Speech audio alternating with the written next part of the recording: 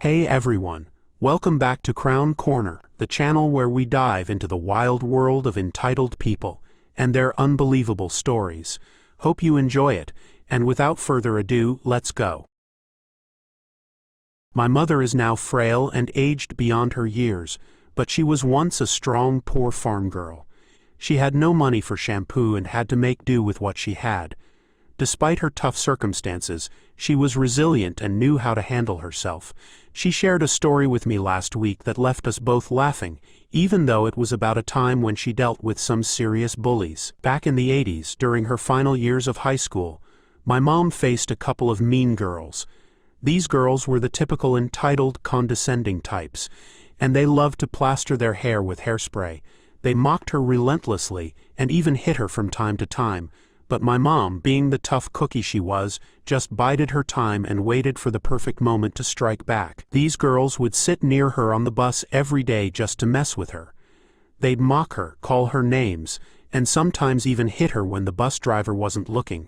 My mom endured it all in silence, but she had a plan brewing. One day, as they were sitting in the seat right in front of her, the girls started their usual routine of mocking her. My mom waited patiently until they were facing away. When the moment was just right, she reached forward, grabbed their heads, and knocked them together like a pair of coconuts. "Mom, how do you like that, huh?" The bullies were completely unprepared for her sudden move. They cried out in pain, clutching their heads. They were left crying and screaming, but no one on the bus did anything to help them. Everyone just watched, some with wide eyes, others with smirks, and my mom, she just sat back smiling like a boss. Bully 1, "What the heck, you freak." Bully 2, "You'll pay for this." "Mom, I doubt it, you got what you deserved." Surprisingly, the two bully girls didn't go to the principal. Instead, they spent the rest of the day nursing terrible headaches. From that day on, they never messed with my mom up close again. They still mocked her, but only from a distance, clearly afraid of another head-knocking incident. "Mom, guess you learned your lesson, didn't you?" Bully 1, "Whatever, you're still a freak." Bully 2, "Yeah, but we're not stupid enough to sit near you anymore." Mom, smart move. After graduation, my mom never saw those two bullies again. They went their separate ways, and she moved on with her life, carrying the satisfaction of having stood up for herself. It's a story that shows how even the toughest bullies can be brought down with the right amount of courage and a well-timed action. When she told me this story, I could see the glint of pride in her eyes. Despite the years that had passed, she still remembered that moment vividly. It was a reminder of her strength and resilience, traits that I admire deeply. Mom, you know, I don't advocate for violence, but sometimes you just have to stand up for yourself. Me, I get it, Mom. Sometimes you have to show people you're not to be messed with. Mom, exactly. Those girls thought they could push me around forever. They learned otherwise. Me, I'm proud of you, Mom. You're tougher than anyone I know. Mom, well, I had to be. Life on the farm wasn't easy, and neither was dealing with those bullies. We both laughed at the thought of those bullies' faces when they got their heads knocked together. It was a moment of victory that my mom carried with her, a testament to her inner strength and her ability to handle whatever life threw her way.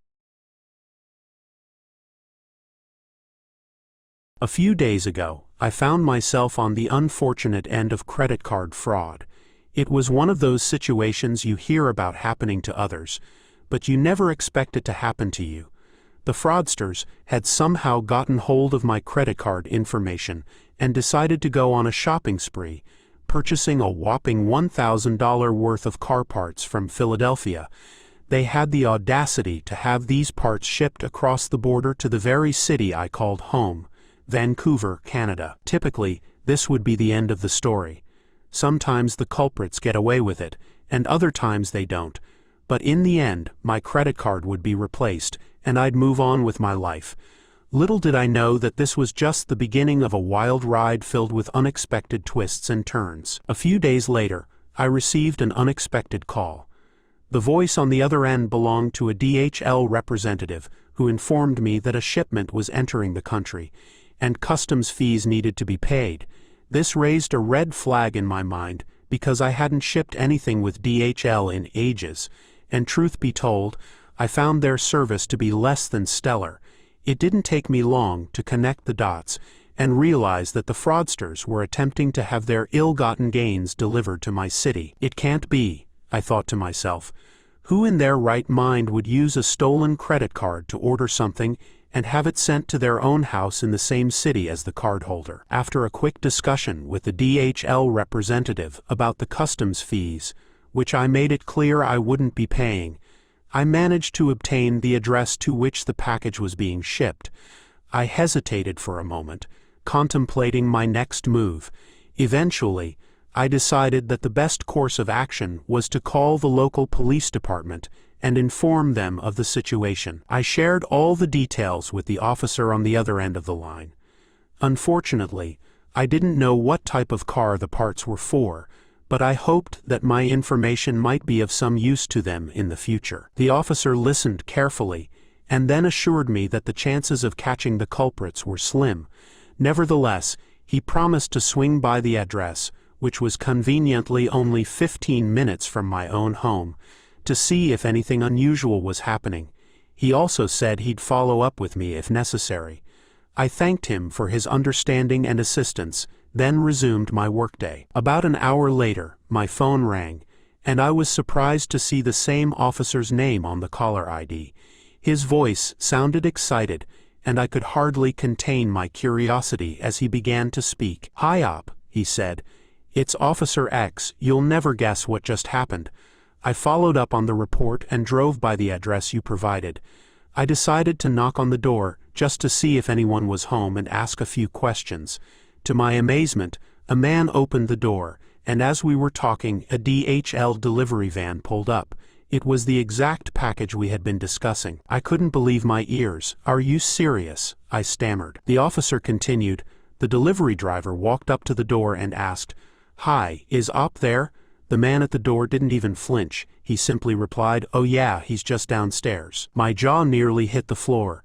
"That's pretty funny," I managed to say, "because I just got off the phone with you, and I know for a fact that I don't live there." The man at the door, in a display of unbelievable audacity, looked the officer straight in the eye and said, "Oh, whatever, the package is paid for." I couldn't help but chuckle at the absurdity of it all. The officer, on the other hand, didn't find it amusing at all. He turned to the DHL driver and told him he should leave because he needed to make an arrest. "I'm calling you while I drive back to the precinct," the officer added. "I thought it might brighten your day." I couldn't believe my luck. The audacious fraudsters had essentially delivered themselves into the hands of justice. It was a story too good not to share, and it marked the beginning of a plan for some pro-level revenge. I couldn't help but feel a rush of excitement. I then decided to take matters into my own hands and turn the situation into the ultimate revenge story. The first step was to gather as much information as possible about the fraudsters. I contacted the police officer, Officer X, who had been at the scene and had the suspects in custody. He graciously agreed to meet with me to provide additional details. Officer X met me at a nearby coffee shop, and we discussed the situation in more depth.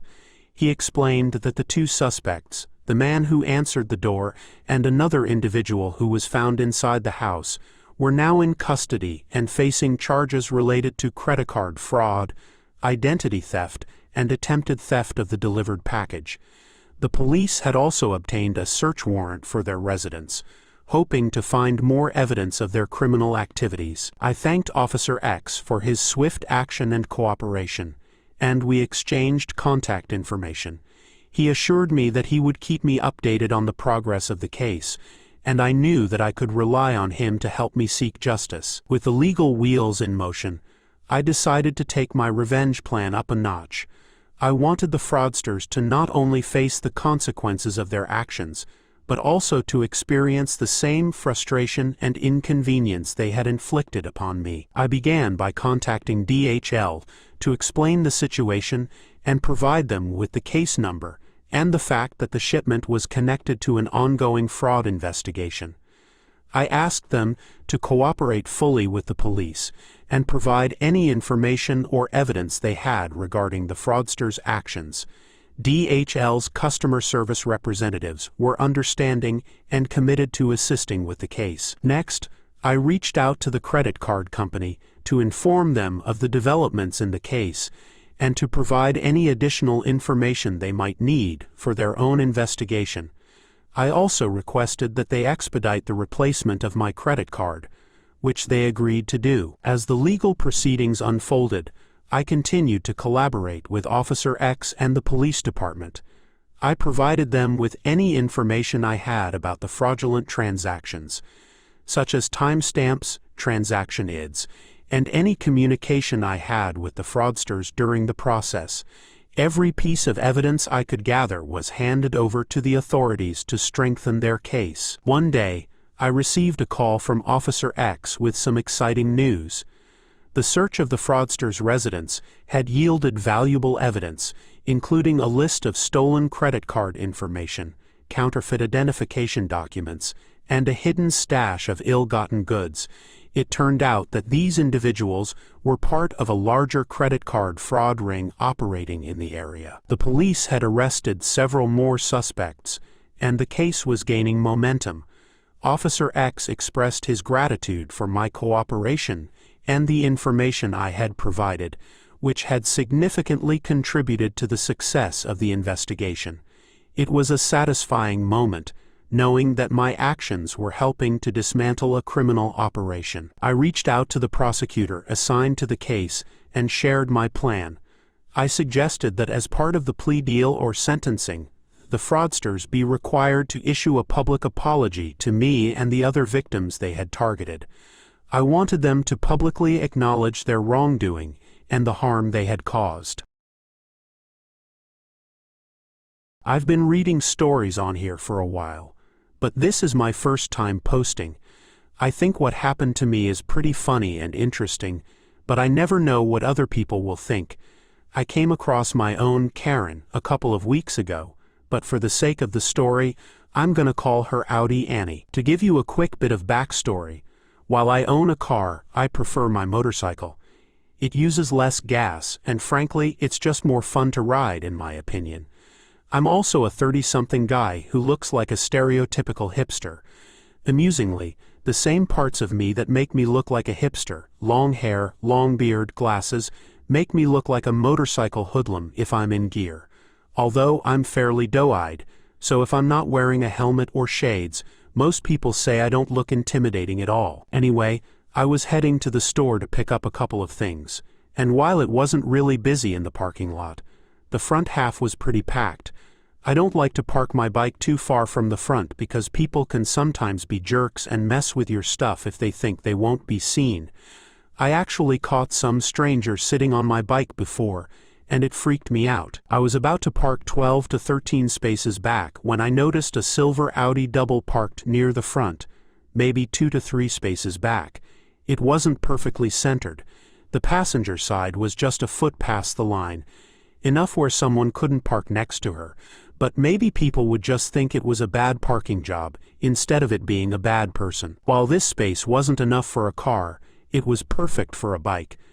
So I pulled in next to the Audi, pleased I found a space so close to the store.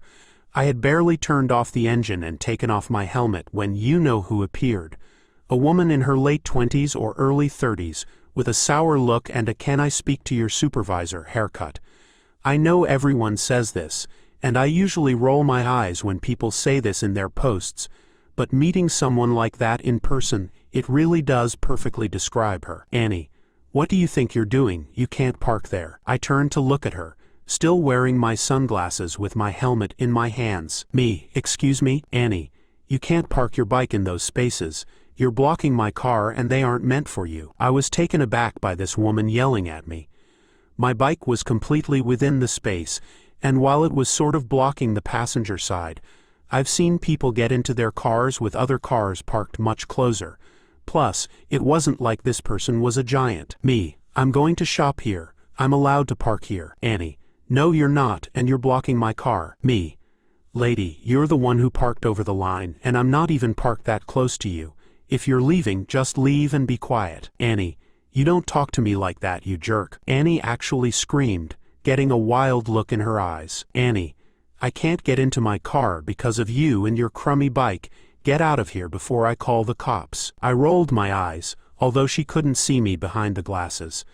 Maybe if she had asked nicely if I could move out so she could get into her car, I would have, even if there was clearly enough space for her.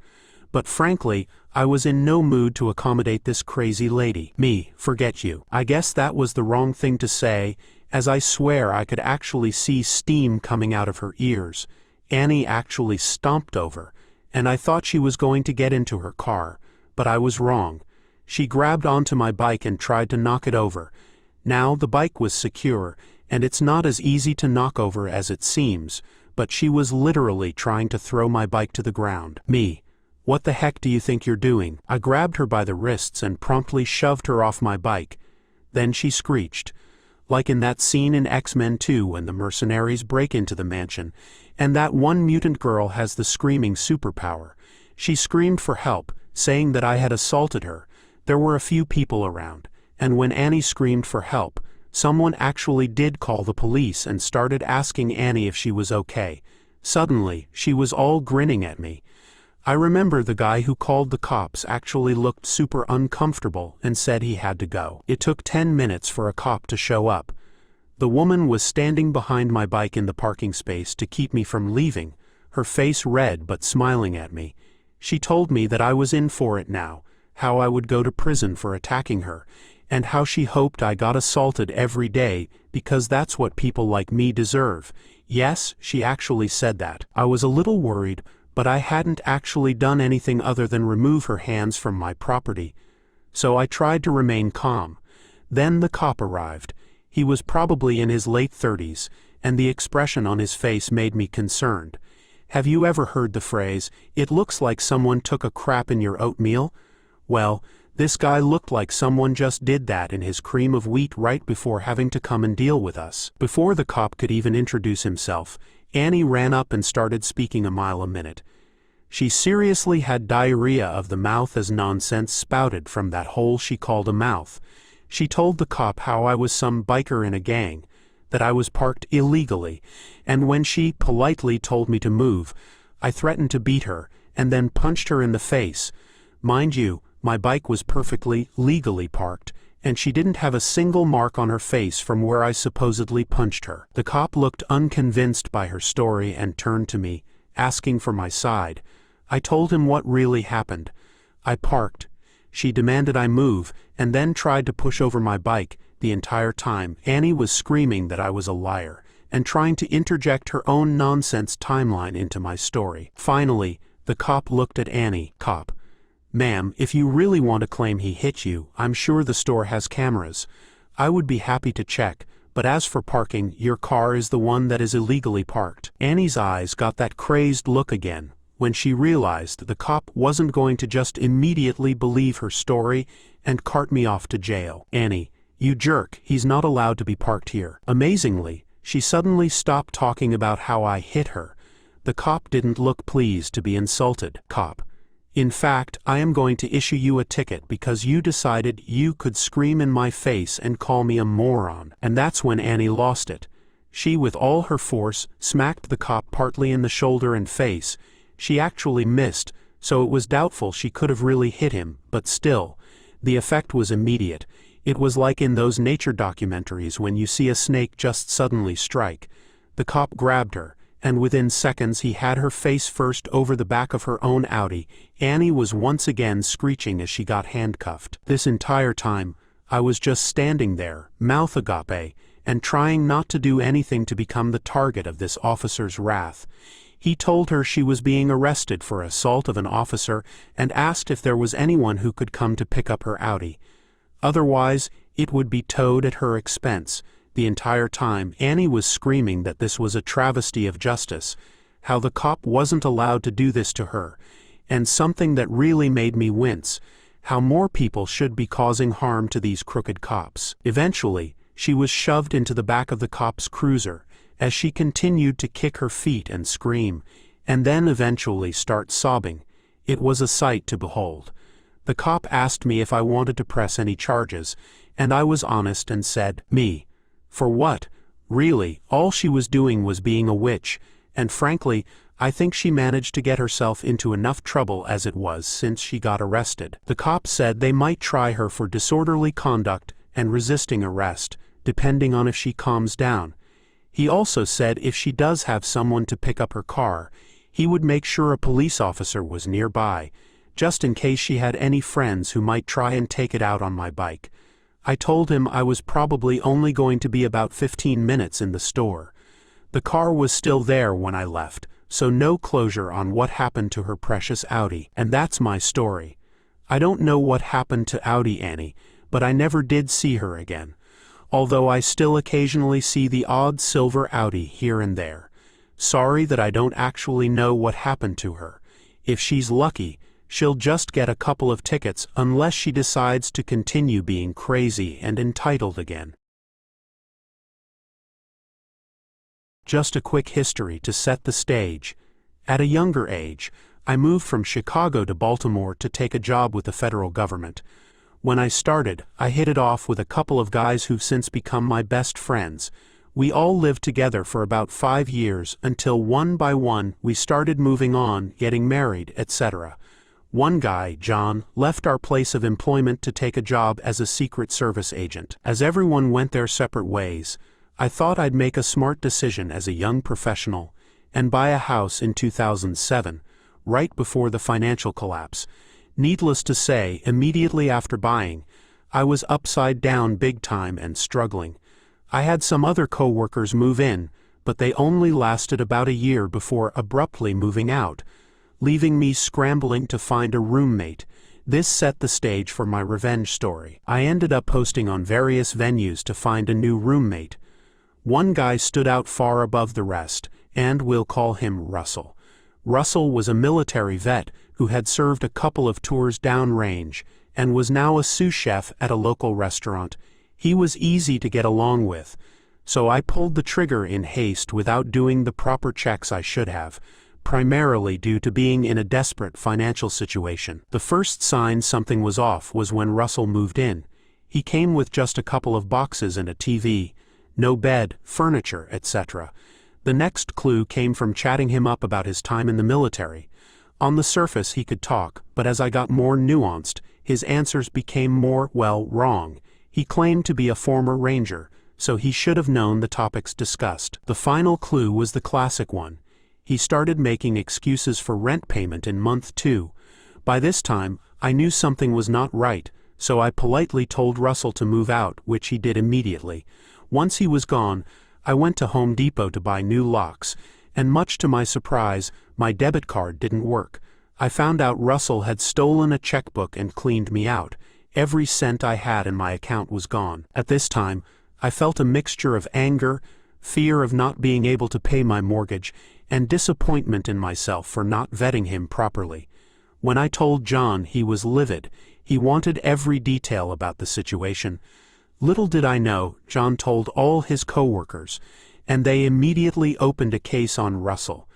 For those who don't know, the Secret Service also deals with financial and economic crimes, albeit normally on a much larger scale than my savings account. Within a few days, Secret Service agents had tracked down and interrogated, arrested all the individuals who had cashed the fake checks on Russell's behalf.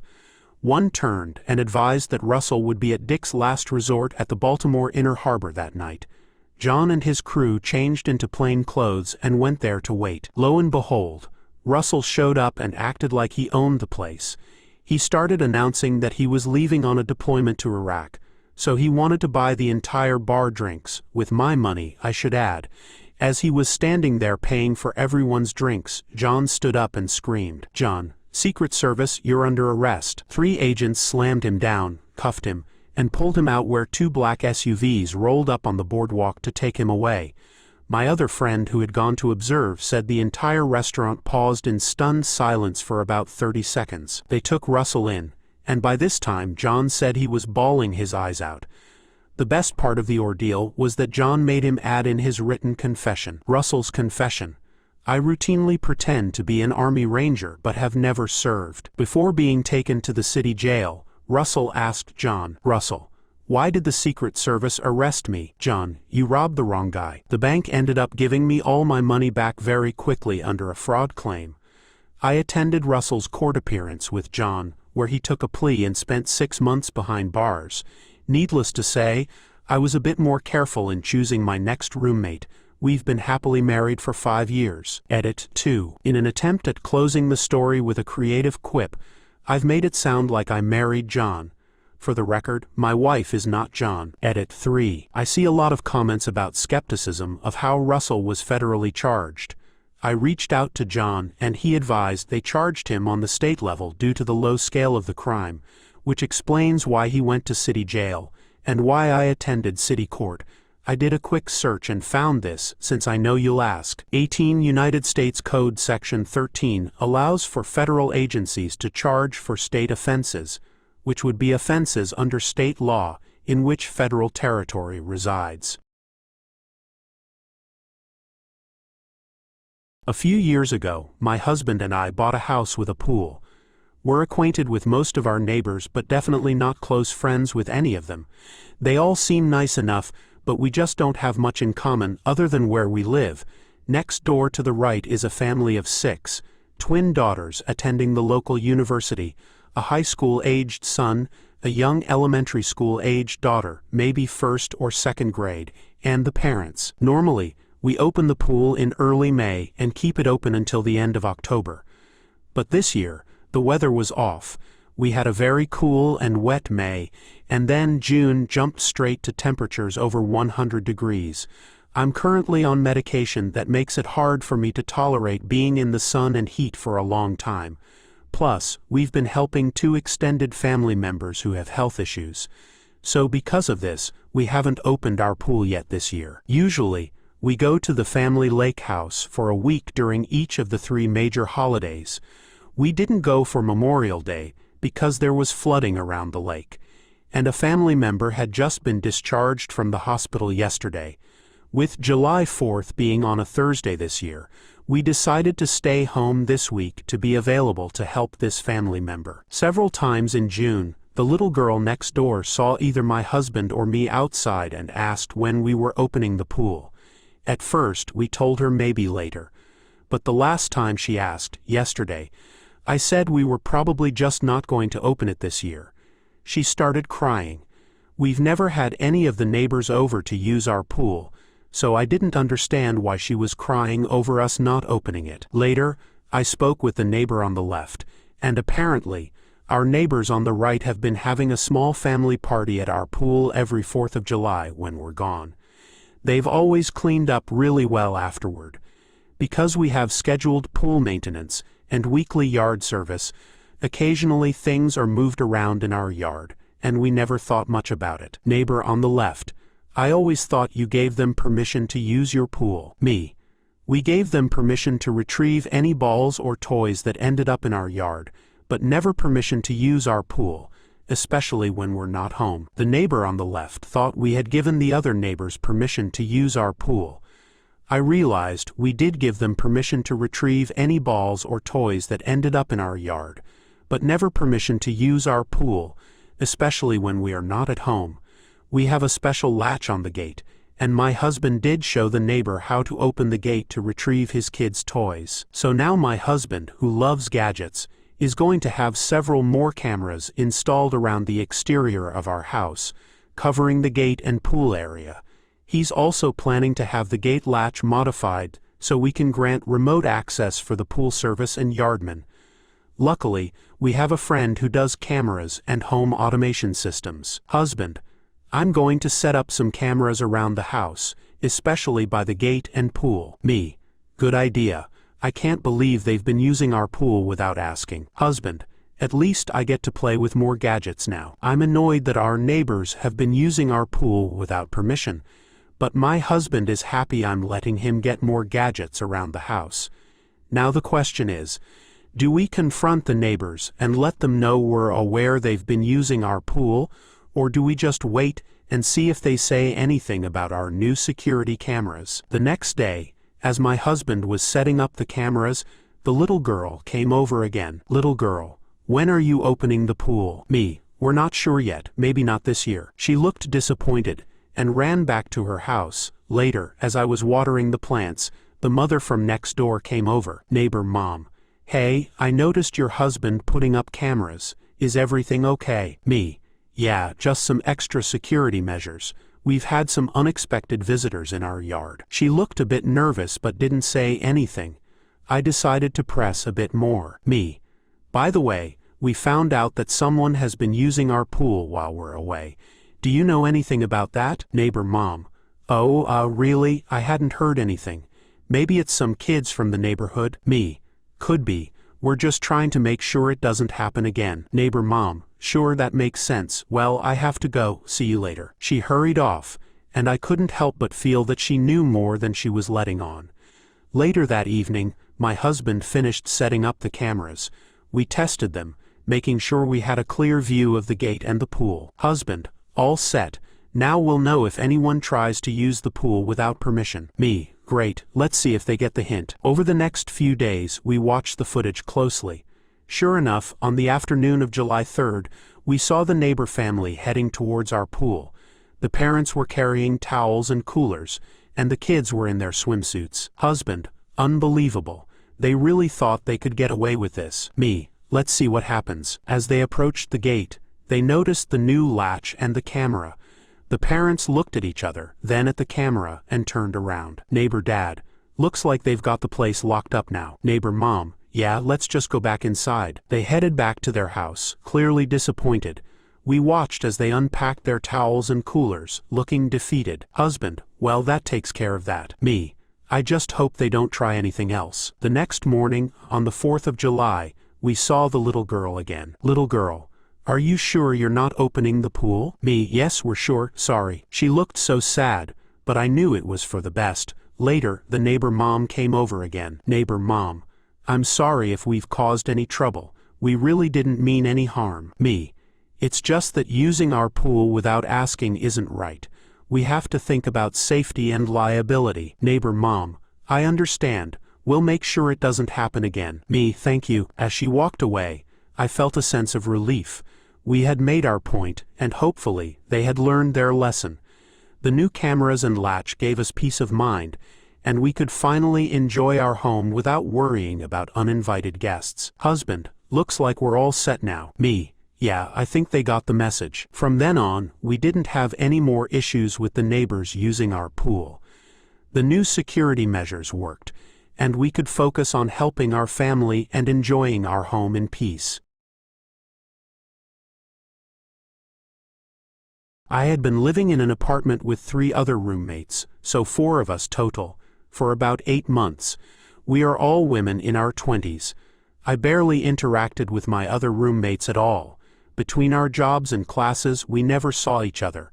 We all had our own rooms as well. For some context, on May 5th, my fiancé and I were planning to move into a new apartment together. So by the evening of the 4th, I had just about all of my belongings packed up.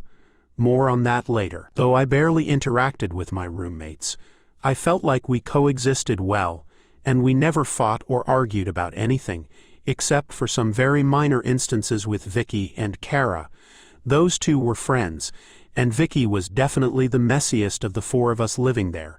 She would leave her clothes in the dryer for days, pile dishes in the sink for more than a week before cleaning them, and often forget food in the fridge until it would rot. Maybe 5 times throughout my time living there, I would get a text in our group chat from Kara saying something like, "Hey, I talked to the others and they said the dishes in the sink aren't theirs, so please clean them." This was annoying, but it happened infrequently enough that it wasn't awful. I figured Vicky lied to Kara about messes, since it was just easier to throw me under the bus rather than own up to it herself. On the evening of May 4th, the night before I was planning to move out, Kara sent a very long and scathing text to our group chat. She went on and on about how she was tired of my messes, hated all my stuff strewn about the apartment, and also personally attacked me, calling me disgusting and inconsiderate. Since I was leaving literally the next day, I didn't see any reason to start a fight, so I just said it was her lucky day, and I was actually moving out the next morning. She replied, "Whatever you say, Just take all your stuff and leave. Now for the malicious compliance. As I had mentioned earlier, I had packed most of my belongings already, but technically not everything. The four of us all moved into the apartment around the same date, but I moved in a few days earlier than the others. This means I had bought a lot of the communal items myself. I was planning to leave these out of kindness, despite them being worth about $400. However, once I got that text from Kara, I decided I would in fact take all of my stuff and leave. These communal items included all trash cans in the whole apartment, $100, the Wi-Fi router, $150, a large metal shelving rack, probably the one that hurt the most, $150. The shelving rack was likely the most devastating loss for them, since they had tons of stuff. For reference, the kitchen had 10 cupboards and 8 drawers, of which I used 2 cupboards and 1 drawer to store my items. The cupboards I used were also the ones above the microwave and the fridge, since I am the tallest and wanted to be considerate. All the rest of the cupboards, drawers, and the entire metal rack, which had 5 large shelves, were filled to the brim with my roommate's stuff. Essentially, there was absolutely no way they'd be able to fit everything into the amount of space I left behind without buying another rack or putting it on the counter and floor. I was careful to keep all their stuff from the rack organized and neat when I removed it.